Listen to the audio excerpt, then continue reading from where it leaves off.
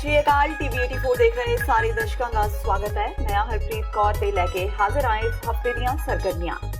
2014 विच सत्ता विच आउण तो बाद पहली बार प्रधानमंत्री नरेंद्र मोदी प्रेस कॉन्फ्रेंस विच दिखाई दिते। इस हफ्ते एक पत्रकार वार्ता दौरान प्रधानमंत्री नरेंद्र मोदी ने संबोधन करदियां दावा किया कि चोणां तो बाद भाजपा अपने बलबूते पूर्ण बहुमत नाल सरकार बनाएगी। इस दे नाल ही उन्होंने पार्टी अनुशासन तहत पत्रकारां दे सवालां दे जवाब देण तो टाला वट लिया। उन्होंने ये गल भी जोर नाल आखी कि यह पहली बार होने जा रहा है कि जदों पूर्ण बहुमत वाली सरकार 5 साल पूरे करने बाद दोबारा जित के आएगी। भाजपा दफ्तर विच पार्टी प्रधान अमित शाह वालों बुलाई प्रेस कॉन्फ्रेंस विच हैरानीजनक तरीके नाल पुजे प्रधानमंत्री नरेंद्र मोदी ने उन्हां दे नाल मंच साझा किया। शाह ने कौमी जमहूरी गठजोड़ सरकार दीयां प्राप्तियां वेरवे समेत गिनाइयां ते भाजपा दे रुझेवियां भरपूर चोण रणनीति दे अनुभवां नूं पत्रकारां नाल साझा किया। प्रेस कॉन्फ्रेंस के शुरू विच संबोधन करन तो बाद मोदी ने पत्रकारां वालों पूछे सवालों के जवाबां नूं यह कह के पार्टी प्रधान अमित शाह वाल तक दिता कि वह सवालों के जवाब नहीं देंगे क्योंकि प्रेस कॉन्फ्रेंस शाह वालों बुलाई गई है ते उन्हां वालों ही संबोधन किया जाना है ते भाजपा विच अनुशासन विच रहा जाता है। मोदी ने कहा वह पार्टी का अनुशासित सिपाही ने ते उन्हां लई सब कुछ ही पार्टी प्रधान है। मोदी ने पत्रकारां नूं संबोधन करदिआं कहा कि चोणां शानदार रहियां, चोण हाँ पक्की तरीके नाल होईयां। 5 साल सत्ता विच रहने तो बाद एक बार फिर तो बहुमत दे नाल भाजपा दी सरकार ही बनेगी। बहुत शानदार रहा चुनाव,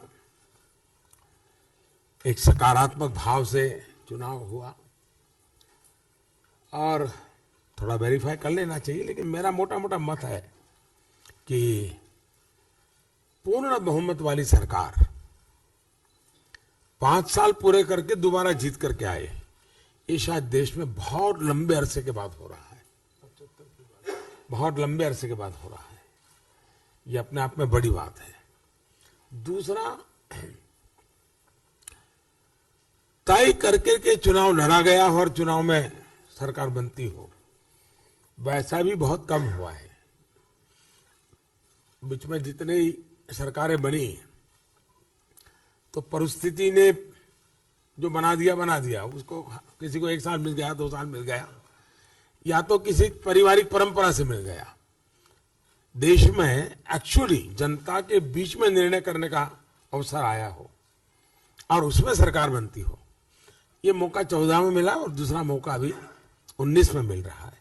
कभी न कभी इसका एनालिसिस आपके यहाँ जो पंडित लोग हैं उन्होंने जरूर करना चाहिए। आपको लोगों को तो शायद उतनी स्पेस मिलती नहीं है, आपको तो थोड़ा चीजें देख करके दिन गुजारना पड़ता है, लेकिन जरूर जब आप एडिट बोर्ड में मिलने जुलने का मौका मिलता होगा तो जरूर ये बातें आप उनसे कर सकते हैं। लेकिन मेरा बहुत सुखद अनुभव रहा है। सरकार बनना देश की जनता ने तय कर लिया है। हमने भी देश को आगे ले जाने के लिए हमारे संकल्प पत्र में बहुत सारी बातें कही हैं। जितना हो सके उतना जल्दी नई सरकार अपना कार्यभार शुरू करेगी। एक के बाद एक निर्णय करते हुए हम आगे बढ़ेंगे। हमारे सरकार की एक विशेषता जो रही है वो है लास्ट माइल डिलीवरी, और मैं समझता हूं कि ये शायद हिंदुस्तान में गवर्नेंस का नया कल्चर है। देश के साबका प्रधानमंत्री डॉक्टर मनमोहन सिंह ने प्रधानमंत्री नरेंद्र मोदी की पहली बार खुल के आलोचना की। मनमोहन सिंह ने कहा कि मोदी सरकार जा रही है तो इस नाल भारत को काफी राहत मिलेगी। डॉक्टर मनमोहन सिंह ने इस हफ्ते अंग्रेजी की एक अखबार को दी इंटरव्यू दौरान कहा कि मोदी के जाण नाल भारतीयों को दरपेश भारी दुश्वारियां, माड़ियां नीतियां ते बद इंतजामी का अंत हो जाएगा। साबका प्रधानमंत्री ने कहा कि मोदी सरकार का 5 साला कार्यकाल भारी मायूसी वाला सी, जिस दौरान बेरोजगारी सिखरां ते पुज गई। मनमोहन सिंह ने कहा कि मोदी के कार्यकाल दौरान पेंडू भाईचारे विच निराशा आई, छोटे ते दरमियाने कारोबारियां नूं भारी नुकसान होया, समाज के कमजोर तबकियां के हकों का कान होया, बिना जवाबदेही तो भ्रिष्टाचार का बोलबाला रहा ते सरकार ने सारे अदारियां नूं भारी ढाल आई। मनमोहन सिंह ने कहा कि विरोधी आवाज़ां नूं बेतुके एजेंडे राहीं चुप करवा देना ही भाजपा का ढंग तरीका रहा है, जिसनूं नवे भारत वजों प्रचारिया जा रहा है। पंजाब विच 19 मई यानी कि कल पैण वालियां वोटां दा प्रचार भी इस हफ्ते थम गया। वक्खो-वक्ख पार्टियां दे उच्च आगुआं वल्लों ਆਪੋ ਆਪਣੇ ਉਮੀਦਵਾਰਾਂ ਦੇ ਹੱਕ ਵਿੱਚ ਰੋਡ ਸ਼ੋਅ ਕੀਤੇ ਗਏ। ਇੱਕ ਦੂਜੇ ਤੇ ਇਲਜ਼ਾਮ ਲਗਾਏ ਗਏ, ਦੂਸ਼ਣਬਾਜ਼ੀ ਕੀਤੀ ਗਈ। ਪੰਜਾਬ ਵਿੱਚ ਆਪ ਸੁਪਰੀਮੋ ਅਰਵਿੰਦ ਕੇਜਰੀਵਾਲ ਨੇ ਵੀ ਪੂਰਾ ਜ਼ੋਰ ਲਗਾਇਆ। ਉਹਨਾਂ ਪਟਿਆਲਾ ਤੋਂ ਨੀਨਾ ਮਿੱਤਲ, ਸੰਗਰੂਰ ਤੋਂ ਭਗਵੰਤ ਮਾਨ ਤੇ ਹੋਰਾਂ ਦੇ ਹੱਕ ਵਿੱਚ ਰੈਲੀਆਂ ਕੀਤੀਆਂ। ਜਦਕਿ ਰਾਹੁਲ ਗਾਂਧੀ ਤੇ ਨਰਿੰਦਰ ਮੋਦੀ ਨੇ ਵੀ ਪੰਜਾਬ ਵਿੱਚ ਚੋਣ ਪ੍ਰਚਾਰ ਕੀਤਾ। ਕੀ ਕੁਝ ਕਿਹਾ ਕੇਜਰੀਵਾਲ ਨੇ अपने भाषणों विच, आओ सुनते हैं। कैप्टन साहब ने वादा किया था मैं नौकरी दूंगा, हर परिवार में नौकरी का वादा किया था, नहीं किया था? किस किस को नौकरी मिल गई? कैप्टन साहब ने कहा था स्मार्टफोन दूंगा, किस किस को स्मार्टफोन मिल गए? कैप्टन साहब ने कहा था मैं कर्जे माफी करूंगा, किस किस के कर्जे माफ हो गए? कैप्टन साहब ने कहा था मैं बेरोजगारी भत्ता दूंगा, किस किस का बेरोजगारी भत्ता मिल गया? कैप्टन साहब ने झूठ बोल के वोट ले लिए। अगर इस बार भी आपने उनकी बीवी को जिता दिया तो कैप्टन साहब को लगेगा पंजाब के लोग सारे वादे भूल गए। इस बार उनकी बीवी को हरा दो, कैप्टन साहब की अकल ठिकाने आ जाएगी। उनको लगेगा पंजाब की जनता बड़ी नाराज है। अगले 2.5 साल जो बचे हैं कैप्टन साहब अपने वादे पूरे कर देंगे। आप नीना मित्तल को जिता दो, आम आदमी पार्टी को वोट दो, कैप्टन साहब को मजबूर कर देंगे अपने वादे पूरे करने के लिए दोस्तों। और अगर आपने उनकी बीवी को जिता दिया तो दोस्तों फिर वो उनको लगेगा कोई बात नहीं, जो मर्जी वादे करते रहो, जैसे मोदी कपोड़ी है वैसे कैप्टन भी कपोड़ी है। ਕਾਂਗਰਸ ਦੇ ਰਾਸ਼ਟਰੀ ਪ੍ਰਧਾਨ ਰਾਹੁਲ ਗਾਂਧੀ ਨੇ ਵੀ ਇਸ ਹਫਤੇ ਪੰਜਾਬ ਵਿੱਚ ਚੋਣ ਪ੍ਰਚਾਰ ਕੀਤਾ। ਫਰੀਦਕੋਟ ਤੋਂ ਆਪਣੇ ਉਮੀਦਵਾਰ ਮੁਹੰਮਦ ਸਦੀਕ ਦੇ ਹੱਕ ਵਿੱਚ ਰੈਲੀ ਕੀਤੀ। ਮੁੜ ਲੁਧਿਆਣਾ ਦੇ ਦਾਖਾ ਹਲਕੇ ਵਿੱਚ ਰਵਨੀਤ ਬਿੱਟੂ ਲਈ ਵੋਟਾਂ ਮੰਗੀਆਂ। ਲੁਧਿਆਣਾ ਵਿੱਚ ਸੰਬੋਧਨ ਕਰਦਿਆਂ ਰਾਹੁਲ ਗਾਂਧੀ ਨੇ ਪ੍ਰਧਾਨ ਮੰਤਰੀ ਨਰਿੰਦਰ ਮੋਦੀ ਤੇ ਖੂਬ ਰਗੜੇ ਲਗਾਉਂਦਿਆਂ ਕਿਹਾ ਕਿ ਮੋਦੀ ਦੀ ਨੋਟਬੰਦੀ ਕਾਰਨ ਲੁਧਿਆਣਾ ਦਾ ਕਾਰੋਬਾਰ ਖਤਮ ਹੋ ਚੁੱਕਾ ਹੈ। ਉਹਨਾਂ ਕਿਹਾ ਕਿ ਨਰਿੰਦਰ ਮੋਦੀ ਨੇ ਲੁਧਿਆਣਾ ਵਿੱਚ ਛੋਟੀਆਂ ਤੇ ਮੱਧਮ ਇੰਡਸਟਰੀਆਂ ਵਿੱਚ ਰੋਜ਼ਗਾਰ ਪੈਦਾ ਕਰਨ ਲਈ ਇੱਕ ਪੈਸਾ ਵੀ ਨਹੀਂ ਦਿੱਤਾ। ਰਾਹੁਲ ਗਾਂਧੀ ਨੇ ਲੁਧਿਆਣਾ ਵਾਸੀਆਂ ਨਾਲ ਵਾਅਦਾ ਕੀਤਾ ਕਿ ਕਾਂਗਰਸ ਦੀ ਸਰਕਾਰ ਆਉਣ ਤੇ ਉਹ ਲੁਧਿਆਣਾ ਦੀ ਇੰਡਸਟਰੀ ਨੂੰ ਅੱਗੇ ਲਿਜਾਣਗੇ। Ludhiana small and medium industry का सेंटर है, हिंदुस्तान का सेंटर है। मैं आपसे पूछना चाहता हूं, नोटबंदी से आपके अच्छे दिन आ गए? मजा आया?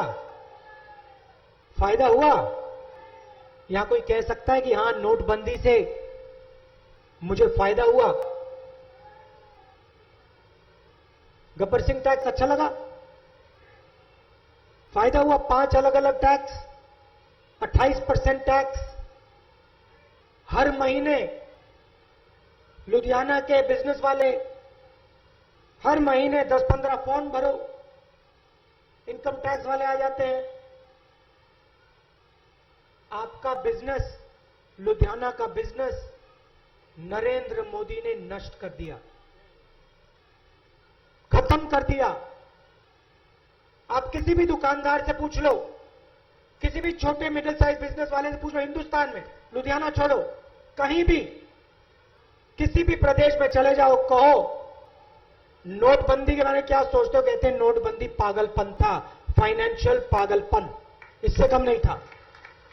पता नहीं प्रधानमंत्री के दिमाग में क्या घुस गया, 8 बजे रात को पता नहीं क्या खाना खा लिया, क्या हुआ, मगर हिंदुस्तान की अर्थव्यवस्था को प्रधानमंत्री ने नष्ट कर दिया, खत्म कर दिया।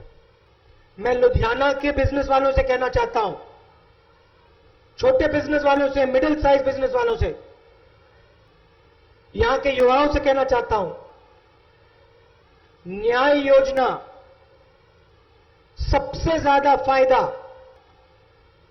लुधियाना और हिंदुस्तान के स्मॉल और मीडियम बिजनेसेस को, दुकानदारों को और युवाओं को देगी। ਰਾਹੁਲ ਤੋਂ ਇਲਾਵਾ ਕਾਂਗਰਸ ਦੀ ਜਨਰਲ ਸਕੱਤਰ ਪ੍ਰਿਯੰਕਾ ਗਾਂਧੀ ਨੇ ਵੀ ਪੰਜਾਬ ਵਿੱਚ ਕਾਂਗਰਸੀ ਉਮੀਦਵਾਰਾਂ ਲਈ ਚੋਣ ਪ੍ਰਚਾਰ ਕੀਤਾ। ਪ੍ਰਿਯੰਕਾ ਪਹਿਲਾਂ ਬਠਿੰਡਾ ਪੁੱਜੀ ਤੇ ਰਾਜਾ ਵੜਿੰਗ ਲਈ ਵੋਟ ਮੰਗੇ। ਮੁੜ ਉਹਨਾਂ ਸੁਨੀਲ ਜਾਖੜ ਲਈ ਚੋਣ ਪ੍ਰਚਾਰ ਕੀਤਾ। ਪੰਜਾਬ ਵਿੱਚ ਆਪਣੀ ਪਹਿਲੀ ਸਿਆਸੀ ਰੈਲੀ ਉਹਨਾਂ ਬਠਿੰਡਾ ਵਿੱਚ ਕੀਤੀ। ਇਸ ਰੈਲੀ ਦੌਰਾਨ ਉਹਨਾਂ ਨੇ ਆਪਣੇ ਭਾਸ਼ਣ ਦੀ ਸ਼ੁਰੂਆਤ ਪੰਜਾਬੀ ਭਾਸ਼ਾ ਵਿੱਚ ਬੋਲੇ ਸੋ ਨਿਹਾਲ ਦਾ ਜੈਕਾਰਾ ਲਗਾਉਂਦਿਆਂ ਕੀਤੀ ਤੇ ਕਿਹਾ ਕਿ ਉਸ ਦਾ ਪਤੀ ਵੀ ਪੰਜਾਬੀ ਹੈ। ਉਹਨਾਂ ਨੇ ਹਰ ਮੁਸ਼ਕਲ ਦਾ ਸਾਹਮਣਾ ਹੱਸਦੇ ਹੋਏ ਕੀਤਾ। ਉਹ ਪੰਜਾਬੀਆਂ ਦੀ ਧਰਤੀ ਤੇ ਪੰਜਾਬੀਆਂ ਦੀ ਕੌਮ ਨੂੰ ਸਲਾਮ ਕਰਦੇ ਨੇ। ਉਹਨਾਂ ਕਿਹਾ ਕਿ ਪੰਜਾਬੀ ਕੌਮ ਹਰ ਮੁਸ਼ਕਲ ਦਾ ਸਾਹਮਣਾ ਡਟ ਕੇ ਕਰਦੀ ਹੈ ਤੇ ਸਦਾ ਖੁਸ਼ ਰਹਿ ਕੇ ਚੜ੍ਹਦੀ ਕਲਾ ਵਿੱਚ ਰਹਿੰਦੀ ਹੈ। ਦੱਸ ਦਈਏ ਕਿ ਪੰਜਾਬੀ ਦੇ ਇਸ ਭਾਸ਼ਣ ਤੋਂ ਬਾਅਦ ਉਹਨਾਂ ਨੇ ਆਪਣਾ ਬਾਕੀ ਦਾ ਭਾਸ਼ਣ ਹਿੰਦੀ ਵਿੱਚ ਹੀ ਦਿੱਤਾ। ਇਸ ਦੌਰਾਨ ਉਹਨਾਂ ਨੇ ਆਪਣੇ ਵਿਰੋਧੀਆਂ ਨੂੰ ਬੇਅਦਬੀ, ਨੋਟਬੰਦੀ, GST, ਕਰਜ਼ ਮਾਫੀ ਸਮੇਤ ਕਈ ਮੁੱਦਿਆਂ ਤੇ ਘੇਰਿਆ। ਉਹਨਾਂ ਨੇ ਪੰਜਾਬੀਆਂ ਨੂੰ ਸੋਚ ਸਮਝ ਕੇ ਵੋਟ ਪਾਉਣ ਦੀ ਅਪੀਲ ਕੀਤੀ। तो बहनों और भाइयों, सबसे पहले तो बोले सोनिहाल। यहाँ आकर मुझे बहुत खुशी हुई। मेरा घरवाला पंजाबी है।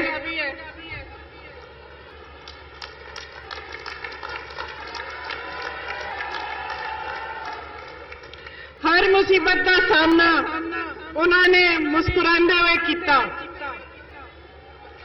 मैं पंजाबियों की धरती ते पंजाबी कौम नू सलाम कर दिया। पंजाबी कौम हर मुश्किल का सामना डट के कर दी है ते सदा खुश रह के चढ़दी कला विच रहिंदी है। अब मैंने अपनी पंजाबी शो ऑफ कर दी, पूरा भाषण हिंदी में दूंगी।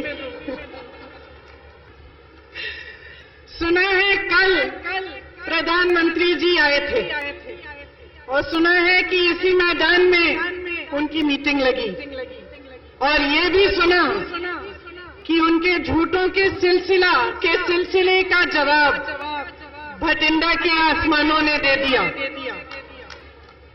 शायद इनका खुद का रेडार सबसे पहले अपने वचनों पे होना चाहिए।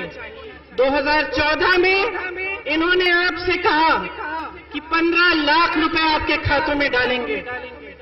किसी के खाते में 15 लाख रुपए आए? नहीं आए। कहा था कि किसानों की आय दुगनी होगी। आपकी आय दुगनी हुई। इनकी नोटबंदी की एक नीति से 50 लाख रोजगार घटे। इनके शासन में 24 लाख सरकारी रोजगार खाली पड़े हैं। उधर बठिंडा तो अकाली दल की उम्मीदवार हरसिमरत कौर बादल प्रियंका दे इस बयान तो काफी नाराज दिखाई दी। हरसिमरत कौर बादल ने प्रियंका नूं इस मुद्दे ते घेरदियां कहा कि प्रियंका गांधी किवें पंजाब दी नूं हो सकती है। उन्होंने कहा कि पंजाब दी नूं तां ओह ने। एक सिख होण दे नाते कल मैनू इन्ना दुख होया ते इन्नी ठेस लगी जद मैं उस गांधी परिवार दे मुंहों सुनिया कि वो पंजाब दी नूं हैगी, जिस परिवार ने पीढ़ी दर पीढ़ी साडे सिख कौम दी होंद खत्म करन वास्ते कोई कसर नहीं छड्डी, जिस प्रियंका दे प्यो ने साडे मेरे अखां दे सामने मेरे उत्ते तां हड्ड बीती है, हज़ारां दी गिनती विच साडी भैणां नूं विधवा कर छड्डिया, साडे वीरां दे गला 'च टायर पा पा के घरों घसीट के बाहर ला के अग ला के साड़ के 3 दिन लगातार ऑर्डर ਇਹਦੇ ਪਿਓ ਨੇ ਦਿੱਤੇ ਕਿ ਇੱਕ ਸਿੱਖ ਨਹੀਂ ਬਚਣਾ ਚਾਹੀਦਾ। ਅੱਜ ਉਹਦੀ ਧੀ ਆਪਣੇ ਆਪ ਨੂੰ ਸਾਡੀ ਨੂੰਹ ਕਹਿਲਾਂਦੀ ਹੈ। ਇਸ ਤੋਂ ਹੋਰ ਵੱਡੀ ਪੀੜਾ ਦੀ ਗੱਲ ਕੀ ਹੋ ਸਕਦੀ ਹੈ ਕਿ ਕਾਂਗਰਸ ਪਾਰਟੀ ਸਿਆਸਤ ਦੀ ਰਾਜਨੀਤੀ 'ਚ ਇੰਨੇ ਥੱਲੇ ਪੱਧਰ 'ਚ ਡਿੱਗ ਸਕਦੇ ਨੇ ਕਿ ਸਾਨੂੰ ਕਤਲ ਕਰਨ ਵਾਲੇ ਆਪਣੇ ਰਿਸ਼ਤੇਦਾਰ, ਮੈਂ ਤਾਂ ਕਹਿੰਦੀ ਆ ਆਪਣੇ ਰਿਸ਼ਤੇਦਾਰ ਕੀ ਰੱਬ ਇਹੋ ਜਿਹੀ ਧੀਆਂ ਤੋਂ ਬਚਾਏ ਜਿਨ੍ਹਾਂ ਦੇ ਪਿਓ ਦੇ ਇਹੋ ਜਿਹੀ ਹਰਕਤਾਂ ਸਾਡੇ ਸਿੱਖਾਂ ਨੂੰ ਖਾ ਜਾਂਦੇ ਨੇ। ਤੇ ਅੱਜ ਬੇਅਦਬੀ ਦੀ ਗੱਲ मैं गुरु साहब दे चरना च अरदास कर दिया, ये कांग्रेस पार्टी दी नीच हरकत जिथे बेअदबी दा कोई दर्द नहीं, लेकिन बेअदबी दी सियासीकरण करके जिहड़ी 3 सालों तो दुकानदारी खोली हुई है, इस दुकानदारी नूं बंद करन वास्ते ये बेनती है कि ये बंद करन। गुरु साहब आप ही तुसी कृपा करके इन्हां नूं इहो जी चीज, इहो जिहा सबक सिखाओ कि इन्हां दी नस्लां नष्ट हो जान जिन्हां ने ये बेअदबी कीती है ਤੇ ਜਿਹੜੇ ਲੋਕੀ ਇਹਦੇ ਦੇ ਉੱਤੇ ਸਿਆਸਤ ਖੇਡ ਰਹੇ ਨੇ। ਤੇ ਹੁਣ ਵੇਲਾ ਹੋ ਗਿਆ ਬ੍ਰੇਕ ਦਾ, ਮਿਲਦੇ ਆ ਬ੍ਰੇਕ ਤੋਂ ਬਾਅਦ।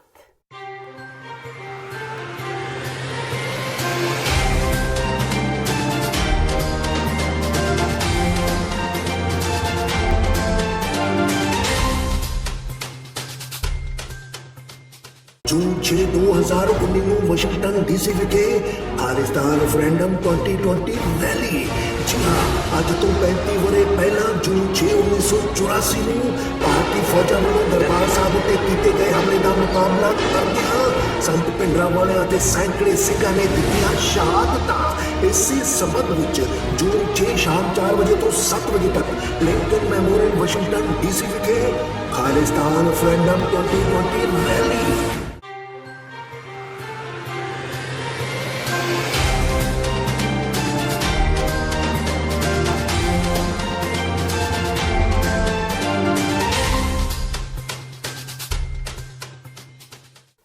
ਬ੍ਰੇਕ ਤੋਂ ਬਾਅਦ ਟੀਵੀ 84 ਦੇ ਇਸ ਪ੍ਰੋਗਰਾਮ ਵਿੱਚ ਸਵਾਗਤ ਹੈ। ਭਗਵੰਤ ਮਾਨ ਦੇ ਹੱਕ ਵਿੱਚ ਪ੍ਰਚਾਰ ਕਰਨ ਲਈ ਪੁੱਜੇ ਅਰਵਿੰਦ ਕੇਜਰੀਵਾਲ ਨੂੰ ਵੀ ਇਸ ਹਫ਼ਤੇ ਲੋਕਾਂ ਦੇ ਵਿਰੋਧ ਦਾ ਸਾਹਮਣਾ ਕਰਨਾ ਪਿਆ। ਸੰਗਰੂਰ ਦੇ ਹਲਕਾ ਖਨੌਰੀ ਵਿੱਚ ਕੁਝ ਲੋਕਾਂ ਵੱਲੋਂ ਕੇਜਰੀਵਾਲ ਨੂੰ ਕਾਲੇ ਝੰਡੇ ਦਿਖਾਏ ਗਏ। ਅਰਵਿੰਦ ਕੇਜਰੀਵਾਲ ਵੱਲੋਂ ਖਨੌਰੀ ਤੋਂ ਰੋਡ ਸ਼ੋਅ ਸ਼ੁਰੂ ਕੀਤਾ ਗਿਆ। ਇਸ ਸ਼ੋਅ ਦੌਰਾਨ ਰਸਤੇ ਵਿੱਚ ਨੌਜਵਾਨਾਂ ਵੱਲੋਂ ਉਹਨਾਂ ਨੂੰ ਕਾਲੇ ਝੰਡੇ ਦਿਖਾਏ ਗਏ। ਇਸ ਦੌਰਾਨ ਨੌਜਵਾਨਾਂ ਨੇ ਕਿਹਾ ਕਿ ਉਹ ਇਸ ਲਈ ਵਿਰੋਧ ਕਰ ਰਹੇ ਨੇ ਕਿ ਅਰਵਿੰਦ ਕੇਜਰੀਵਾਲ ਨੇ ਬਿਕਰਮ ਮਜੀਠੀਆ ਤੋਂ ਮਾਫੀ ਮੰਗੀ ਹੈ। ਉਹਨਾਂ ਕਿਹਾ ਕਿ ਅਰਵਿੰਦ ਕੇਜਰੀਵਾਲ ਨੂੰ ਹੁਣ ਪੰਜਾਬ ਆਉਣ ਦਾ ਕੋਈ ਹੱਕ ਨਹੀਂ ਹੈ। ਭਗਵੰਤ ਮਾਨ ਪਾਰਲੀਮੈਂਟ ਵਿੱਚ ਭਾਰਤ ਦਾ ਨਾਮ ਖਰਾਬ ਕਰਦਾ, ਪੰਜਾਬ ਦਾ ਨਾਮ ਖਰਾਬ ਕਰਦਾ ਹੈ। ਕੇਜਰੀਵਾਲ ਪਾਣੀ ਦੇ ਮੁੱਦੇ ਉੱਪਰ ਗਲਤ ਬਿਆਨਬਾਜ਼ੀ ਕਰਦਾ ਹੈ। ਇਹੋ ਜਿਹੇ ਲੋਕਾਂ ਦਾ ਸਾਥ ਵਿੱਚ ਨਹੀਂ ਹੋਣਾ ਚਾਹੀਦਾ। 5 ਸਾਲਾਂ ਦੇ ਇਹਨਾਂ ਨੇ ਕੋਈ ਕੰਮ ਨਹੀਂ ਕੀਤਾ ਜੀ। ਸਾਡੇ ਸਕੂਲ ਦੇ ਵਿੱਚ ਕਦੇ ਨਹੀਂ ਤੁਸੀਂ ਕਿਹੜੀ ਪਾਰਟੀ ਚਾਹੁੰਦੇ? ਮਜੀਠੀਆ से माफी मांगी है, मजीठिया से माफी मांगी है। अच्छा, मांगे के मांगी थी? पहले केस कर देते हैं, फिर बाद में माफी मांगते हैं। बट हमारी पंजाब की जनता को गुमराह करते हैं। केजरीवाल ने मांगी है, क्यों मांगी है माफी? हमारा पंजाब का गांड कर दिया इसने। केजरीवाल क्या चीज है? केजरीवाल तोला बंदा है, उसको भी लोगों को पार्लियामेंट में नहीं बिठाना चाहिए। ਚੋਣ ਪ੍ਰਚਾਰ ਦੇ ਆਖਰੀ ਹਫ਼ਤੇ ਸੁਖਪਾਲ ਸਿੰਘ ਖਹਿਰਾ ਨੇ ਵੀ ਬਾਦਲ ਪਰਿਵਾਰ ਨੂੰ ਬੁਰੀ ਤਰ੍ਹਾਂ ਘੇਰਿਆ। ਪੰਜਾਬ ਏਕਤਾ ਪਾਰਟੀ ਦੇ ਆਗੂ ਸੁਖਪਾਲ ਖਹਿਰਾ ਨੇ ਪੰਜਾਬ ਦੇ ਸਾਬਕਾ ਮੁੱਖ ਮੰਤਰੀ ਪ੍ਰਕਾਸ਼ ਸਿੰਘ ਬਾਦਲ ਨੂੰ ਆਰਐਸਐਸ ਦਾ ਏਜੰਟ ਦੱਸਿਆ। ਪ੍ਰਕਾਸ਼ ਸਿੰਘ ਬਾਦਲ ਤੇ ਸ਼ਬਦੀ ਹਮਲਾ ਕਰਦਿਆਂ ਖਹਿਰਾ ਨੇ ਕਿਹਾ ਕਿ ਉਹ ਅਕਾਲੀਆਂ ਨੂੰ ਕਹਿਣਾ ਚਾਹੁੰਦੇ ਨੇ ਕਿ ਉਹ ਤਾਂ ਐਵੇਂ ਹੀ ਜਿਸ ਦੇ ਪਿੱਛੇ ਲੱਗੇ ਨੇ, ਉਹ ਤਾਂ ਆਰਐਸਐਸ ਦਾ ਏਜੰਟ ਹੈ। ਖਹਿਰਾ ਨੇ ਕਿਹਾ ਕਿ ਬਾਦਲ ਦੇ ਪਜਾਮੇ ਹੇਠ ਕਛਹਿਰਾ ਨਹੀਂ ਬਲਕਿ ਖਾਕੀ ਨਿੱਕਰ ਹੈ। ਇਹ ਸਿੱਖ ਨਹੀਂ ਸਗੋਂ ਸਿੱਖ ਵਿਰੋਧੀ ਹੈ। ਖਹਿਰਾ ਲੋਕ ਸਭਾ ਹਲਕਾ ਸ਼੍ਰੀ ਅਨੰਦਪੁਰ ਸਾਹਿਬ ਤੋਂ ਪੀਡੀਏ ਦੇ ਸਾਂਝੇ ਉਮੀਦਵਾਰ ਬਿਕਰਮ ਸਿੰਘ ਦੇ ਹੱਕ ਵਿੱਚ ਇੱਕ ਚੋਣ ਰੈਲੀ ਨੂੰ ਸੰਬੋਧਨ ਕਰ ਰਹੇ ਸਨ। ਅੱਗੇ ਖਹਿਰਾ ਨੇ ਕਿਹਾ ਕਿ ਮੋਦੀ ਤੇ ਬਾਦਲ ਫਿਰਕਾ ਪ੍ਰਸਤ ਨੇ। ਇਹ ਲੋਕਾਂ ਨੂੰ ਆਪਸ ਵਿੱਚ ਲੜਾ ਕੇ, ਵੰਡੀਆਂ ਪਵਾ ਕੇ, ਲੋਕਾਂ ਨੂੰ ਮਰਵਾ ਕੇ ਆਪਣਾ ਰਾਜ ਬਹਾਲ ਕਰਦੇ ਨੇ। ਤੇ ਭਾਰਤੀ ਜਨਤਾ ਪਾਰਟੀ ਦੇ ਆਰਐਸਐਸ ਦਾ ਤੇ ਅਕਾਲੀ ਦਲ ਦਾ ਇਹ ਕਹਿੰਦਾ ਨੌ ਤੇ ਮਾਸ ਦਾ ਰਿਸ਼ਤਾ ਹੈ। ਮੈਂ ਕਹਿਣਾ ਚਾਹੁੰਦਾ ਕਿ ਬਾਦਲ ਸਾਹਿਬ ਤੁਹਾਡਾ ਤੇ ਬੀਜੇਪੀ ਦਾ ਜਿਹੜਾ ਰਿਸ਼ਤਾ ਹੈ ਉਹ ਅਸਲ ਵਿੱਚ ਵਪਾਰ ਦਾ ਰਿਸ਼ਤਾ ਹੈ। ਅਗਰ ਪੰਜਾਬ ਦੇ ਵਿੱਚ ਕੋਈ ਰਿਸ਼ਤਾ ਹੈ, ਕਿਉਂਕਿ ਬਾਦਲ ਜਿਹੜਾ ਨਾ, ਬੁਰਾ ਨਾ ਮਨਾਓ, ਮੈਂ ਥੋੜਾ ਜਿਹਾ ਮੇਰੀ ਸ਼ਬਦਾਵਲੀ ਥੋੜੀ ਜੀ ਥੱਲੇ ਆਉਣ ਲੱਗੀ ਆ। ਅਕਾਲੀਆਂ ਨੂੰ ਕਹਿਣਾ ਚਾਹੁੰਦਾ ਤੁਸੀਂ ਤਾਂ ਐਵੇਂ ਇਹਦੇ ਪਿੱਛੇ ਲੱਗੇ ਹੋ। ਇਸ ਦਾ ਪਜਾਮਾ ਲਵਾ ਕੇ ਦੇਖੋ, ਇਹਦੇ ਕਸ਼ਹਿਰੇ ਦੇ ਥੱਲੇ ਨਿੱਕਰ ਹੈ ਖਾਕੀ ਮੇਰੇ ਵੀਰੋ। ਇਹ ਪੰਜਾਬ ਦਾ ਹਤੈਸ਼ੀ ਨਹੀਂਗਾ, ਇਹ ਕਿਸਾਨ ਵਿਰੋਧੀ ਹੈ, ਇਹ ਸਿੱਖ ਵਿਰੋਧੀ ਹੈ। ਪ੍ਰਕਾਸ਼ ਸਿੰਘ ਬਾਦਲ ਤੇ ਕੈਪਟਨ ਅਮਰਿੰਦਰ ਸਿੰਘ ਦਾ ਟੱਬਰ, ਇਹ ਦੋ ਜ਼ਗੀਰਦਾਰ ਟੱਬਰਾਂ ਨੇ ਪੰਜਾਬ ਦੇ ਵਿੱਚ ਲੁੱਟ ਕੇ ਸਟੇਟ ਨੂੰ ਅੱਜ 2.5 ਲੱਖ ਕਰੋੜ ਰੁਪਏ ਦਾ ਕਰਜ਼ਾ ਹੀ ਬਣਾਤਾ। ਇਹਨਾਂ ਨੇ ਮੇਰੇ ਵੀਰੋ ਭੈਣੋ ਆਪੇ ਹੀ ਮਤਾ ਪਕਾ ਲਿਆ। ਪੰਜਾਬ ਦੀ ਵਿਧਾਨ ਸਭਾ ਵਿੱਚ ਕੈਪਟਨ ਨੇ, ਬਾਦਲ ਨੇ, ਪੱਠਲ ਨੇ, ਲਾਲ ਸਿੰਘ ਵਰਗਿਆਂ ਨੇ ਅਖੇ ਸੁਣਨ ਵਾਲੀ ਗੱਲ ਆ, ਅਖੇ ਜਿੰਨੀ ਵਾਰ ਐਮਐਲਏ ਬਣੇ 19 ਪੈਨਸ਼ਨਾਂ, 6 ਵਾਰੀ ਬਣੇ 6 ਪੈਨਸ਼ਨਾਂ, 8 ਵਾਰੀ ਬਣੇ 8 ਪੈਨਸ਼ਨਾਂ। ਕਾਂਗਰਸੀ ਆਗੂ ਨਵਜੋਤ ਸਿੱਧੂ ਨੇ ਇਸ ਹਫ਼ਤੇ ਚੰਡੀਗੜ੍ਹ ਵਿੱਚ ਇੱਕ ਪ੍ਰੈਸ ਕਾਨਫਰੰਸ ਕਰ ਨਰਿੰਦਰ ਮੋਦੀ ਸਰਕਾਰ ਸਮੇਤ ਸੂਬੇ ਦੇ ਬਾਦਲ ਪਰਿਵਾਰ ਦੇ ਖੂਬ ਬਖੀਏ ਉਧੇੜੇ। ਸਿੱਧੂ ਨੇ ਕਿਹਾ ਕਿ ਬਾਦਲ ਪਰਿਵਾਰ ਨੇ ਸਰਕਾਰ ਦਾ 100 ਕਰੋੜ ਤੋਂ ਵੱਧ ਦਾ ਰੁਪਇਆ ਆਪਣੇ ਖੁਦ ਉੱਤੇ ਹੀ ਖਰਚ ਕੀਤਾ। ਸਿੱਧੂ ਨੇ ਪ੍ਰਧਾਨ ਮੰਤਰੀ ਨਰਿੰਦਰ ਮੋਦੀ ਦੀ ਅਗਵਾਈ ਹੇਠਲੀ ਕੇਂਦਰ ਸਰਕਾਰ ਬਾਰੇ ਬੋਲਦਿਆਂ ਕਿਹਾ ਕਿ ਮੋਦੀ ਨੇ ਵੀ ਸਿਰਫ ਵੱਡੇ ਸਨਅਤਕਾਰਾਂ ਨੂੰ ਲਾਭ ਪਹੁੰਚਾਇਆ, ਕਿਸਾਨਾਂ ਤੇ ਗਰੀਬਾਂ ਬਾਰੇ ਕਦੇ ਕੁਝ ਨਹੀਂ ਸੋਚਿਆ। ਸਿੱਧੂ ਨੇ ਕਿਹਾ ਕਿ ਮੋਦੀ ਸਰਕਾਰ ਨੇ ਦੇਸ਼ ਦਾ 278 ਟਨ ਸੋਨਾ ਗਿਰਵੀ ਰੱਖਿਆ ਹੋਇਆ ਹੈ। ਇਸ ਸਰਕਾਰ ਨੇ ਹੁਣ ਤੱਕ ਸਿਰਫ ਤੇ ਸਿਰਫ ਵੱਡੇ ਸਨਅਤਕਾਰਾਂ ਤੇ ਪੂੰਜੀਪਤੀਆਂ ਨੂੰ ਹੀ ਫਾਇਦੇ ਪਹੁੰਚਾਏ ਨੇ। ਇਹ ਉਹੀ ਬਾਦਲ ਨੇ ਜਿਨ੍ਹਾਂ ਨੇ 150 ਕਰੋੜ ਰੁਪਈਆ ਐਡ ਦੇ ਉੱਤੇ ਖਰਚਿਆ। ਲਓ ਜੀ 2016-17 ਦੇ ਵਿੱਚ 150 ਕਰੋੜ ਐਡਵਰਟਾਈਜ਼ਮੈਂਟ ਤੇ, 1 ਅਰਬ 50 ਕਰੋੜ ਐਡਵਰਟਾਈਜ਼ਮੈਂਟ ਤੇ ਖਰਚੇ। ਹਵਾਈ ਜਹਾਜ਼ਾਂ ਦੇ ਉੱਤੇ 1 ਅਰਬ 30 ਕਰੋੜ ਤੇ ਕਿਸਾਨਾਂ ਦੇ ਉੱਤੇ 25 ਜਿੱਥੇ ਖਰਚੀ ਹੋਵੇ। ਤੇ ਹੋਰ ਤੁਹਾਨੂੰ ਦੱਸਦਾ, ਅੱਗੇ ਆਓ। ਹਾਂਜੀ ਹੁਣ ਆਓ ਪੈਟਰੋਲ ਡੀਜ਼ਲ। ਇਹ ਪੈਟਰੋਲ ਡੀਜ਼ਲ ਦੇਖ ਲਓ, ਇਹ ਮੋਦੀ ਸਾਹਿਬ ਦੀ ਵੀ ਨਾਲ ਦੱਸਦਾ। ਇਹ ਨਾ ਕਹੋ ਵੀ ਮੋਦੀ ਸਾਹਿਬ ਕੋਈ ਕਿਤੇ ਪਿੱਛੇ ਰਹਿ ਗਿਆ, ਉਹ ਵੀ ਪਿੱਛੇ ਨਹੀਂ ਰਿਹਾ ਕਿਤੇ। ਲਓ ਜੀ ਹੁਣ ਆ ਜਾਓ ਭਗਤ ਪੂਰਨ ਸਿੰਘ ਸਕੀਮ, ਇਹ ਸਿਹਤ ਬੀਮਾ ਯੋਜਨਾ, ਇਹ ਕਿਸਾਨਾਂ ਦੀ ਸਿਹਤ ਬੀਮਾ ਯੋਜਨਾ ਜੀ, ਇਹ ਸਰਦਾਰ ਬਾਦਲ ਦੀ ਭਗਤ ਪੂਰਨ ਸਿੰਘ ਸਿਹਤ ਬੀਮਾ ਯੋਜਨਾ। ਔਰ ਮੈਂ ਤੁਹਾਨੂੰ ਦੱਸ ਦਿਆਂ ਮੋਦੀ ਸਾਹਿਬ ਨੇ ਵੀ ਵੱਡੀਆਂ ਕੰਪਨੀਆਂ ਨੂੰ ਬੀਮੇ ਦਿੱਤੇ ਸੀ। 47,000 ਕਰੋੜ ਉਹਨਾਂ ਦਾ ਪ੍ਰੀਮੀਅਮ ਸੀ ਤੇ ਕਲੇਮ ਦਿੱਤਾ ਦਿੱਤਾ 31000 ਕਰੋੜ ਤੇ 16000 ਕਰੋੜ ਸਿੱਧਾ ਰਿਲਾਇੰਸ, ਟਾਟਾ ਤੇ ਬਿਰਲਾ ਨੂੰ ਸਿੱਧਾ ਗਿਆ। ਨਰਿੰਦਰ ਦਾਮੋਦਰ ਦਾਸ ਮੋਦੀ ਸਾਹਿਬ ਸਰਕਾਰੀ ਬੈਂਕਾਂ ਦਾ NPA ਜਿਹੜਾ ਸਰਦਾਰ ਮਨਮੋਹਨ ਸਿੰਘ ਦੀ ਸਰਕਾਰ ਵੇਲੇ 2 ਲੱਖ ਕਰੋੜ ਸੀ, ਉਹ 24 ਲੱਖ ਕਰੋੜ ਅੱਜ। ਔਰ 90% ਸਰਕਾਰੀ ਬੈਂਕ, 90% ਸਰਕਾਰੀ ਬੈਂਕ, 5% ਇੰਟਰਨੈਸ਼ਨਲ ਤੇ 5% ਪ੍ਰਾਈਵੇਟ ਬੈਂਕ, ਜਿਨ੍ਹਾਂ ਦੀ ਜ਼ਮੀਨ 6000 ਕਰੋੜ ਦੀ ਸੀ, ਉਹਨਾਂ ਨੂੰ 95 ਹਜ਼ਾਰ ਕਰੋੜ ਦਾ ਕਰਜ਼ਾ ਦਿੱਤਾ। 4 ਲੱਖ ਕਰੋੜ ਸਿੱਧਾ ਮਾਫ ਕੀਤਾ ਵੱਡੇ ਵੱਡੇ ਇੰਡਸਟਰੀਲਿਸਟਾਂ ਦਾ, ਸਿੱਧਾ। ਜੇ ਪੰਜੀ ਮਾਫ ਕੀਤੀ ਹੋਵੇ ਕਿਸੇ ਕਿਸਾਨ ਦੀ ਤੇ ਮੈਨੂੰ ਦੱਸਣ। ਬਾਦਲ ਪਰਿਵਾਰ ਦਾ ਵਿਰੋਧ ਇਸ ਹਫਤੇ ਵੀ ਜਾਰੀ ਰਿਹਾ। ਵੱਖ-ਵੱਖ ਸਿੱਖ ਜਥੇਬੰਦੀਆਂ ਵੱਲੋਂ ਪੱਤਰਕਾਰ ਵਾਰਤਾਵਾਂ ਰਾਹੀਂ, ਰੋਡ ਮਾਰਚਾਂ ਰਾਹੀਂ ਜਾਂ ਫਿਰ ਹੋਰ ਢੰਗ ਤਰੀਕਿਆਂ ਰਾਹੀਂ ਬਾਦਲ ਪਰਿਵਾਰ ਦੇ ਬਾਈਕਾਟ ਦੀ ਲਗਾਤਾਰ ਅਪੀਲ ਕੀਤੀ ਗਈ। ਫਿਰੋਜ਼ਪੁਰ ਵਿੱਚ ਯੂਨਾਈਟਿਡ ਸਿੱਖ ਮੂਵਮੈਂਟ ਵੱਲੋਂ ਇਸ ਹਫਤੇ ਸਾਬਕਾ ਮੁੱਖ ਮੰਤਰੀ ਪ੍ਰਕਾਸ਼ ਸਿੰਘ ਬਾਦਲ ਤੇ ਸਾਬਕਾ ਉਪ ਮੁੱਖ ਮੰਤਰੀ ਸੁਖਬੀਰ ਬਾਦਲ ਤੇ ਤਿੱਖੇ ਸ਼ਬਦੀ ਹਮਲੇ ਕੀਤੇ ਗਏ। ਪੱਤਰਕਾਰਾਂ ਨਾਲ ਗੱਲਬਾਤ ਕਰਦਿਆਂ ਸੁਖਬੀਰ ਬਾਦਲ ਵੱਲੋਂ ਵਾਰ-ਵਾਰ ਵਿਕਾਸ ਕਰਵਾਉਣ ਦੀਆਂ ਗੱਲਾਂ ਕਹੇ ਜਾਣ ਤੇ ਉਹਨਾਂ ਕਿਹਾ ਕਿ ਸੁਖਬੀਰ ਨੇ ਕੋਈ ਵਿਕਾਸ ਨਹੀਂ ਕਰਵਾਇਆ, ਉਹਨਾਂ ਨੂੰ ਵਿਕਾਸ ਨਹੀਂ ਚਾਹੀਦਾ, ਉਹ ਆਪਣਾ ਵਿਕਾਸ ਆਪ ਕਰ ਲੈਣਗੇ। ਜਿਸ ਨੇ ਪਿਛਲੇ 10 ਸਾਲਾਂ ਵਿੱਚ ਕੁਝ ਨਹੀਂ ਕੀਤਾ, ਉਹ ਹੁਣ ਕੀ ਕਰੇਗਾ। ਇਸ ਤੋਂ ਇਲਾਵਾ ਭਾਈ ਧਿਆਨ ਸਿੰਘ ਮੰਡ, ਜਥੇਦਾਰ ਬਲਜੀਤ ਸਿੰਘ ਦਾਦੂਵਾਲ ਵੱਲੋਂ ਵੀ ਲੋਕਾਂ ਨੂੰ ਬਾਦਲ ਪਰਿਵਾਰ ਨੂੰ ਵੋਟ ਨਾ ਪਾਉਣ ਦੀ ਲਗਾਤਾਰ ਸਲਾਹ ਦਿੱਤੀ ਗਈ। ਕਿ ਜਿਹਨੇ ਇਹ ਵੀ ਕਹਿ ਰਹੇ ਸੁਖਬੀਰ ਬਾਦਲ ਕਿ ਜਿਹਨੇ ਕਰਾਇਆ ਉਹਦਾ ਵੀ ਕੱਖ ਨਾ ਰਵੇ, ਇਹ ਵੀ ਕਹਿ ਰਹੇ। ਬਲਕਿ ਸੁਖਬੀਰ ਨੂੰ ਤੁਸੀਂ ਇਹ ਕਹਿੰਦੇ ਬਲੇਮ ਕਰਦੇ ਹੋ ਕਿ ਸੁਖਬੀਰ ਨੇ ਕਿਹਾ ਵੀ ਜਿਹਨੇ ਕੀਤਾ ਉਹਦਾ ਕੱਖ ਨਾ ਰਵੇ। ਬਿਲਕੁਲ, ਅਸੀਂ ਕਹਿੰਦੇ ਜਿਹਨੇ ਕਰਵਾਇਆ, ਇਹ ਕਹਿੰਦੇ ਜਿਹਨੇ ਕਰਵਾਇਆ ਉਹਦਾ ਵੀ ਕੱਖ ਨਾ ਰਵੇ। ਨਹੀਂ, ਤੁਹਾਡਾ ਤਾਂ ਉਹਨੇ ਗੋਲ ਬਿਆਨ ਦਿੱਤਾ ਹੈ ਬਿਆਨ ਹੀ ਗੋਲ ਹੈ, ਗੋਲ ਕੀ ਦਿੱਤਾ। ਅਸੀਂ ਕਹਿੰਦੇ ਹਾਂ ਜੀ ਤੁਸੀਂ 70 ਸਾਲ ਦਾ ਅਸੀਂ ਵਿਕਾਸ ਬਹੁਤ ਦੇਖ ਲਿਆ, ਸਾਨੂੰ ਵਿਕਾਸ ਨਹੀਂ ਚਾਹੀਦਾ। ਸਾਨੂੰ ਗੁਰੂ ਗ੍ਰੰਥ ਸਾਹਿਬ ਵਿਕਾਸ ਤੋਂ ਅੱਗੇ ਹੈ। ਵਿਕਾਸ ਨਾਂ ਦੀ ਕੀ ਚੀਜ਼ ਹੈ? ਅਸੀਂ ਆਪ ਦਾ ਵਿਕਾਸ ਆਪੇ ਹੀ ਕਰ ਲਾਂਗੇ। ਇਹਨਾਂ ਦੇ ਵਿਕਾਸ ਸੁਖਬੀਰ ਬਾਦਲ ਕੀ ਵਿਕਾਸ ਕਰ ਦੂਗਾ ਜਿਹਨੇ 10 ਸਾਲ ਕੱਖ ਨਹੀਂ ਕੀਤਾ, ਹੁਣ ਕੀ ਵਿਕਾਸ ਕਰ ਦੂਗਾ? ਜਿਹੜੀ ਸੜਕ ਤੇ ਤੁਸੀਂ ਜਾਂਦੇ ਜੇ, ਮੈਂ ਸੜਕਾਂ ਬਣਾਈਆਂ, ਉਹਦੇ 500 ਰੁਪਏ ਦਾ ਟੋਲ ਟੈਕਸ ਦੇਣਾ ਪੈਂਦਾ ਸਾਨੂੰ। ਰੋਡ ਟੈਕਸ ਅਸੀਂ ਦਿੱਤੇ ਹੋਏ ਨੇ, ਤੂੰ ਕਿਹੜੀਆਂ ਸੜਕਾਂ ਬਣਾਤੀਆਂ? ਜਿਨ੍ਹਾਂ ਬਣਾਈਆਂ ਉਹ ਬੈਠੇ ਆ, ਹੁਣ 200 ਰੁਪਇਆ ਹੁਣ ਦੇ ਕੇ ਆ। ਅੱਜ ਦੇ ਰੋਸ ਮਾਰਚ ਦਾ ਇੱਕ ਕਾਰਨ ਇਹ ਹੈ ਜੀ ਕਿ ਪਿਛਲੇ ਸਮੇਂ ਵਿੱਚ ਗੁਰੂ ਗ੍ਰੰਥ ਸਾਹਿਬ ਮਹਾਰਾਜ ਸੱਚੇ ਪਾਤਸ਼ਾਹ ਦੀ ਬਹੁਤ ਥਾਵਾਂ ਤੇ ਬੇਅਦਬੀ ਹੋਈ ਤੇ ਖਾਸ ਤੌਰ ਤੇ ਜਿਹੜਾ ਜਵਾਹਰ ਸਿੰਘ ਵਾਲੇ ਤੋਂ ਸਤਿਗੁਰਾਂ ਦਾ ਸਰੂਪ ਚੱਕਿਆ ਸੀ, ਫਿਰ ਉਹ ਬਰਗਾੜੀ ਵਿੱਚ ਕੰਧਾਂ ਦੇ ਵਿੱਚ ਤੇ ਜਾਂ ਇਸੇ ਤਰ੍ਹਾਂ ਗਲੀਆਂ ਵਿੱਚ, ਨਾਲੀਆਂ 'ਚ, ਰੂੜੀਆਂ ਤੇ ਸਤਿਗੁਰਾਂ ਦੇ ਸਰੂਪ ਦੇ ਪੱਤਰੇ ਖਿਲਾਰੇ ਸੀ। ਉਹਦੇ ਸਰਕਾਰ ਨੇ ਮੌਕੇ ਦੀ ਜਿਹੜੀ ਬਾਦਲ ਸਰਕਾਰ ਸੀ ਨਾ ਉਹਨੇ ਉਹ ਕੇਸ ਰਜਿਸਟਰ ਕੀਤਾ, ਅੰਤਸ਼ਕਤੀ ਵਿਅਕਤੀ ਲਿਖ ਦਿੱਤੇ, ਸਿੰਘ ਸ਼ਹੀਦ ਕੀਤੇ, ਉਹਨਾਂ ਦੀ ਅੰਤਸ਼ਕਤੀ ਵਿਅਕਤੀ, ਔਰ ਕੋਈ ਜਾਂਚ ਨਹੀਂ, ਕੋਈ ਵਿਅਕਤੀ ਨਹੀਂ, ਕੋਈ ਕੁਛ ਨਹੀਂ ਕੀਤਾ ਉਹਨਾਂ ਨੇ। ਨਾ ਕਿ ਜਾਂਚ ਨੂੰ ਮੰਨਿਆ, ਨਾ ਉਹਨੇ ਆਪਣੀ ਸੈਟ ਨੂੰ ਮੰਨਿਆ, ਨਾ ਉਹਨਾਂ ਆਪਣੇ ਕਮਿਸ਼ਨ ਨੂੰ ਮੰਨਿਆ, ਨਾ ਕਾਰਜੂ ਕਮਿਸ਼ਨ ਨੂੰ ਮੰਨਿਆ, ਨਾ ਰਣਜੀਤ ਸਿੰਘ ਦੇ ਕਮਿਸ਼ਨ ਨੂੰ ਮੰਨਿਆ, ਨਾ ਹੁਣ ਦੇ ਜਿਹੜੀ ਸੈਟ ਹੈ ਉਹਨੂੰ ਕੰਮ ਕਰਨ ਦੇ ਰਿਹਾ। ਹੋਰ ਵਿਜੇ ਪ੍ਰਤਾਪ ਦੀ ਬਦਲੀ ਕਰਾਈ, ਇਹ ਸਾਰੀਆਂ ਬਹੁਤ ਸਾਰੀਆਂ ਗੱਲਾਂ ਨੇ। ਅਸੀਂ ਚਾਹੁੰਦੇ ਹਾਂ ਕਿ ਪੰਜਾਬ ਵਿੱਚ ਕਿਸੇ ਧਰਮ ਗ੍ਰੰਥ ਦੀ ਬੇਅਦਬੀ ਨਹੀਂ ਹੋਣੀ ਚਾਹੀਦੀ। ਪੰਜਾਬ ਵਿੱਚ ਅਮਨ, ਭਾਈਚਾਰਾ, ਸ਼ਾਂਤੀ ਕਾਇਮ ਰਵੇ ਔਰ ਵੱਖ-ਵੱਖ ਧਰਮਾਂ ਦਾ ਆਪਸੀ ਪਿਆਰ ਤੇ ਸਤਿਕਾਰ ਬਣਿਆ ਰਹੇ।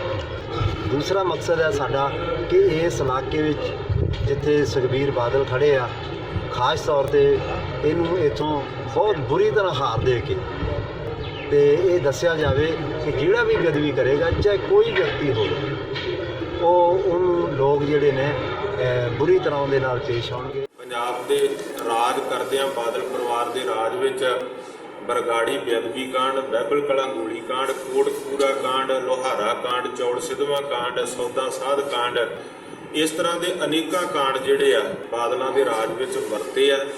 ਪੰਜਾਬ ਦੇ ਲੋਕ ਗੁੱਸੇ ਨਾਲ ਭਰੇ ਹੋਏ ਆ।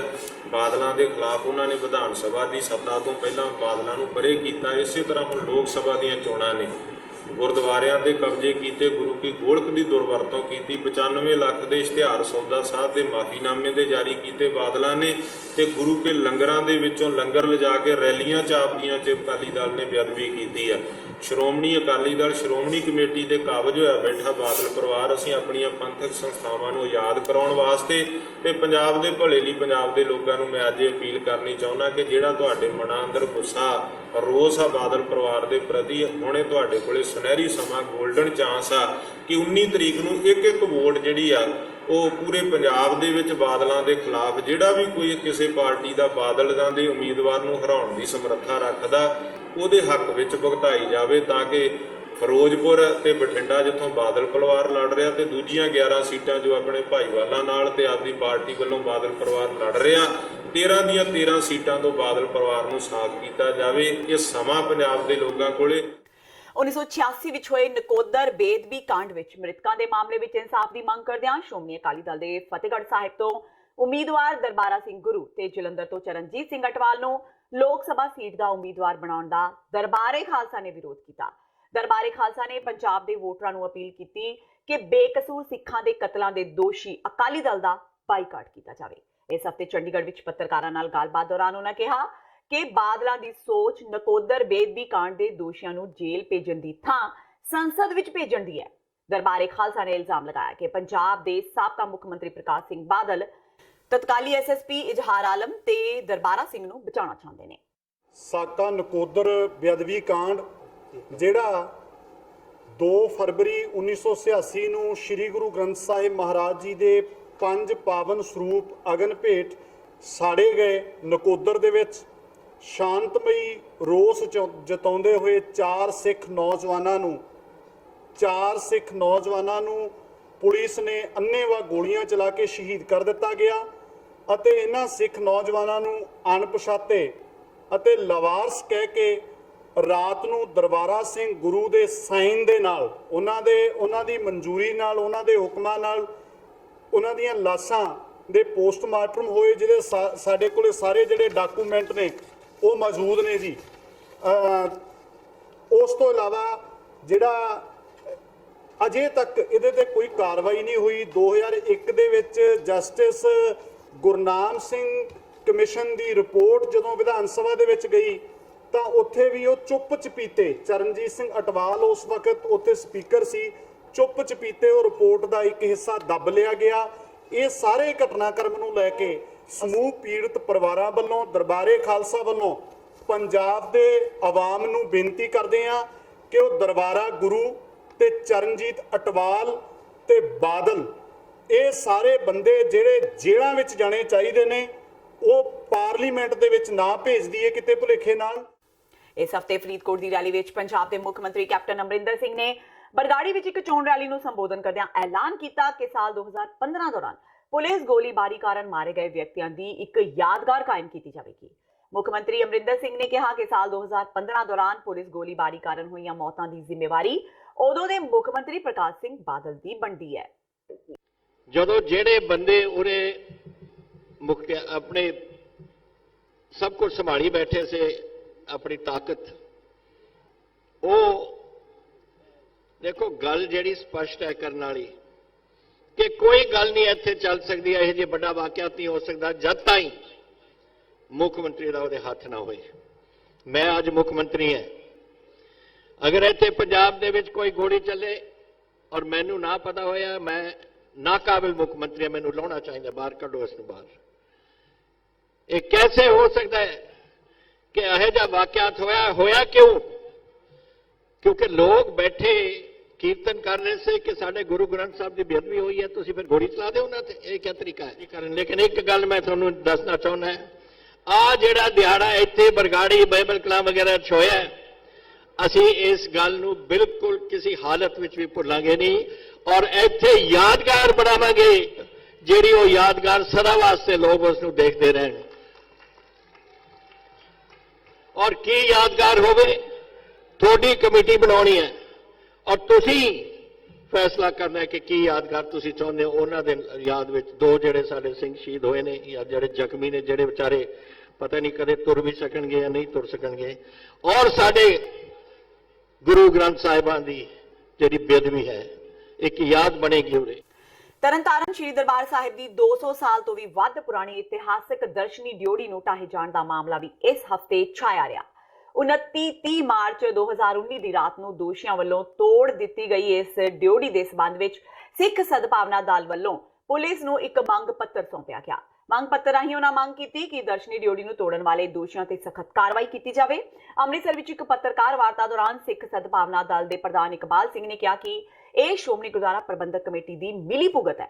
ਉਹਨਾਂ ਕਿਹਾ ਕਿ ਸ਼੍ਰੋਮਣੀ ਗੁਰਦੁਆਰਾ ਪ੍ਰਬੰਧਕ ਕਮੇਟੀ ਦੇ ਪ੍ਰਧਾਨ ਭਾਈ ਗੋਬਿੰਦ ਸਿੰਘ ਲੋਂਗੋਵਾਲ ਇੰਨੀ ਵੱਡੀ ਘਟਨਾ ਦੇ ਬਾਅਦ ਵੀ ਚੁੱਪ ਬੈਠੇ ਹੋਏ ਨੇ। ਆਖਿਰ ਉਹ ਦੋਸ਼ੀਆਂ ਨੂੰ ਸਜ਼ਾ ਕਿਉਂ ਨਹੀਂ ਦਿਵਾ ਰਹੇ? ਇਸ ਤੋਂ ਸਾਫ਼ ਜ਼ਾਹਿਰ ਹੁੰਦਾ ਹੈ ਕਿ ਸ਼੍ਰੋਮਣੀ ਗੁਰਦੁਆਰਾ ਪ੍ਰਬੰਧਕ ਕਮੇਟੀ ਖੁਦ ਇਸ ਘਟਨਾ ਵਿੱਚ ਸ਼ਾਮਿਲ ਹੈ। ਬਾਦਲ ਕੋੜਮੇ ਦੇ ਕਬਜ਼ੇ ਹੇਠ ਸ਼੍ਰੋਮਣੀ ਗੁਰਦੁਆਰਾ ਪ੍ਰਬੰਧਕ ਕਮੇਟੀ ਦੇ ਪ੍ਰਧਾਨ ਲੌਂਗੋਵਾਲ, ਸਰਕਾਰ ਸੇਵਾ ਕਰਨ ਵਾਲੇ ਬਾਬਾ ਜਗਤਾਰ ਸਿੰਘ, ਇਹਨਾਂ ਦੀ ਮਿਲੀ ਭੁਗਤ ਨੇ ਪਿਛਲੇ ਦਿਨੀ ਖਾਲਸਾ ਪੰਥ ਦੀ ਵਿਰਾਸਤ ਜੋ ਕਰੀਬਨ 250 ਸਾਲ ਪੁਰਾਣੀ ਰਾਤ ਹਮਲਾਵਰਾਂ ਦੀ ਤਰ੍ਹਾਂ ਹਮਲਾ ਕਰਕੇ ਤੋੜੀ, ਜਿਹਦਾ ਸਿੱਖ ਸੰਗਤਾਂ ਵੱਲੋਂ ਵੱਡੇ ਪੱਧਰ ਤੇ ਵਿਰੋਧ ਕੀਤਾ ਗਿਆ। ਉਸ ਵਿਰੋਧ ਨੂੰ ਸ਼ਾਂਤ ਕਰਨ ਲਈ ਸ਼੍ਰੋਮਣੀ ਕਮੇਟੀ ਵੱਲੋਂ ਇੱਕ 3 ਮੈਂਬਰੀ ਕਮੇਟੀ ਬਣਾ ਕੇ ਗੋਂਗਲੂਆਂ ਤੋਂ ਮਿੱਟੀ ਝਾੜਨ ਵਾਲੀ ਗੱਲ ਕੀਤੀ ਗਈ। ਸਿੱਖ ਸਦਭਾਵਨਾ ਦਲ ਵੱਲੋਂ ਮੁੜ ਇਹਨਾਂ ਦੀਆਂ ਅੱਖਾਂ ਖੋਲ੍ਹਣ ਵਾਸਤੇ 7 ਦਿਨ ਦਾ ਟਾਈਮ ਦਿੱਤਾ ਗਿਆ ਸੀਗਾ। ਅੱਜ 7 ਦਿਨ ਬੀਤਣ ਤੋਂ ਬਾਅਦ ਇਹਨਾਂ ਵੱਲੋਂ ਕੋਈ ਗਤੀਵਿਧੀ ਨਹੀਂ ਕੀਤੀ ਗਈ। ਅੱਜ ਅਸੀਂ ਫਿਰ ਸਿੱਖ ਸੰਗਤਾਂ ਦੇ ਸਾਹਮਣੇ ਪ੍ਰੈਸ ਰਾਹੀਂ ਹੋ ਰਹੇ ਹਾਂ ਇਹ ਦੱਸਣ ਵਾਸਤੇ ਕਿ ਪਹਿਲੀ ਗੱਲ, ਅਸੀਂ ਕਾਨੂੰਨੀ ਕਾਰਵਾਈ ਲਈ ਸਾਡੇ ਸੇਵਾਦਾਰ ਭਾਈ ਇਕਬਾਲ ਸਿੰਘ ਮਨਾਵਾ ਵੱਲੋਂ ਪੁਲਿਸ ਮੁਖੀ ਤਰਨਤਾਰਨ ਨੂੰ ਅਸੀਂ ਇਹ ਸ਼ਿਕਾਇਤ ਭੇਜ ਦਿੱਤੀ ਹੈ ਕਿ ਕਾਨੂੰਨੀ ਕਾਰਵਾਈ ਜੋ ਬਣਦੀ ਹੈ ਉਹ ਇਹਨਾਂ ਦੋਸ਼ੀਆਂ ਤੇ ਕੀਤੀ ਜਾਵੇ, ਚਾਹੇ ਉਹ ਬਾਬੇ ਨੇ ਤੇ ਚਾਹੇ ਸ਼੍ਰੋਮਣੀ ਕਮੇਟੀ ਦੇ ਮੁਲਾਜ਼ਮ ਨੇ ਜਾਂ ਪ੍ਰਧਾਨ ਹੈ। ਇਹਨਾਂ ਤੇ ਬਣਦੀ ਕਾਰਵਾਈ ਕੀਤੀ ਜਾਏ ਔਰ 3 ਮੈਂਬਰੀ ਇਹਨਾਂ ਦੀ ਜਿਹੜੀ ਅੱਜ ਤੱਕ ਰਿਪੋਰਟ ਦੱਬ ਕੇ ਬੈਠੀ ਹੈ ਉਹ ਜਨਤਕ ਕੀਤੀ ਜਾਏ ਕਿ ਉਹਨੇ ਅੱਜ ਤੱਕ ਕੀ ਕੀਤਾ। ਤੇ ਇਹ ਸਨ ਇਸ ਹਫਤੇ ਦੀਆਂ ਸਰਗਰਮੀਆਂ। ਇਸ ਦੇ ਨਾਲ ਹੀ ਮੈਨੂੰ ਹਰਪ੍ਰੀਤ ਕੌਰ ਨੂੰ ਦਿਓ ਇਜਾਜ਼ਤ। ਸਤਿ ਸ਼੍ਰੀ ਅਕਾਲ।